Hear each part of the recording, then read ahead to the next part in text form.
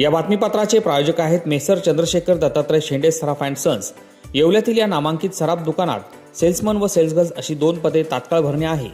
पात्रता किमान 12वी पास। संपर्क messrs Chandrashekhar Dattatray Shende Saraf and sons. इच्छुक उमेदवारांनी तात्काळ भेट द्यावी। विठ्ठल मंदिर रोड, पाटीलवाड्याजवळ, येवला। साहेब, नीट पेपर फुटी प्रकरणी फास्ट ट्रॅक कोर्टात सुनावणी सुरू झालेली आहे। तरुणांच्या भवितव्याशी खेळ करणाऱ्याला सोडणार नाही, तरुणांचा हिताचा सर्वोच्च निर्णय घेतला जाईल असं प्राधान्य दिलेलं आहे। पंतप्रधान नरेंद्र मोदी यांनी ट्विट केलेलं आहे। तसं चांगला निर्णय आहे ना की फास्ट कोर्टामध्ये जे आहे जे गुन्हेगार आहेत त्यांना शिक्षा होईल आणि मग अशी जर जबर शिक्षा जर झाली तर यापुढे जे असे पेपर फुटीची जे प्रकरणं होणार नाहीत। त्यासाठी गरजच आहे, नाहीतर मग हे जी कोर्टातले प्रकरणं जे आहेत वर्षानुवर्ष जे प्रलंबित राहतात आणि लोक विसरूनसुद्धा जातात आणि परत दुसरे पुढे सुरू होतात। त्यामुळे हा निर्णय जो घेतलेला आहे प्रधानमंत्र्यांनी आणि त्यांनी सांगितलं आहे की या बाबतीमध्ये कुठली आता कसूर केली जाणार नाही। या विद्यार्थ्यांच्या आंदोलनाच्या सामर्थ्य वाढवण्यासाठी ठाकरे बंधूंनी एल्गार पुकारला असून उद्या ज्युनियर ठाकरेंची तिरंगा रॅली आणि 26 जुलैला उद्धव आणि राज संयुक्त मोर्चा काढणार आहेत।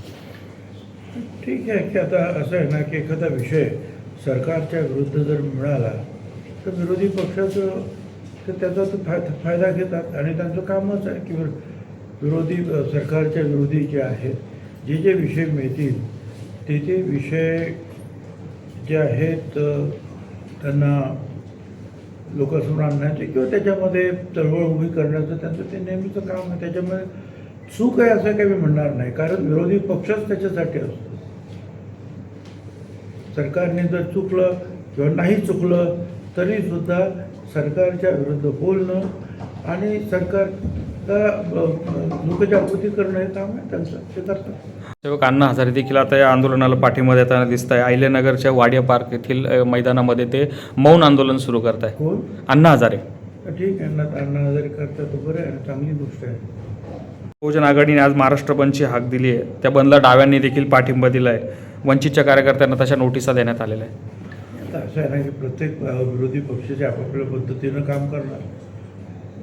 कोण महाराष्ट्र बंद, कोण मुंबई बंद, कोण आंदोलन करणार, कोण उपोषण करणार, हे चालूच राहणार आहे। ह्या विद्यार्थ्यांच्या आंदोलनाच्या पाठीमागे काही राजकीय पक्ष सतर्क होताना दिसत आहे किंवा राजकीय आपली पोळी भाजताना दिसत आहे।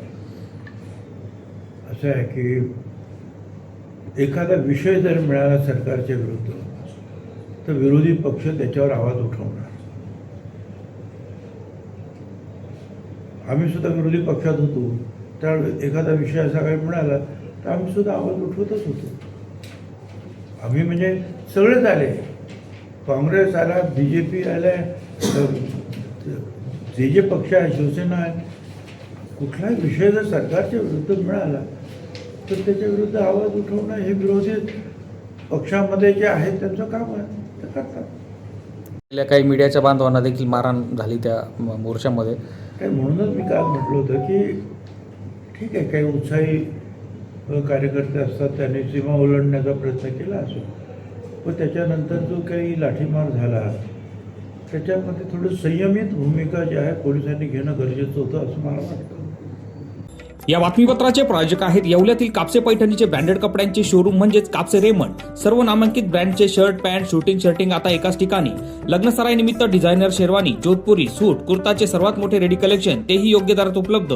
सोबत टेलरिंगची सुविधा उपलब्ध। आजच भेट द्या कापसे रेमंड, कापसे पैठणी शेजारी, काळामाती रोड, येवला।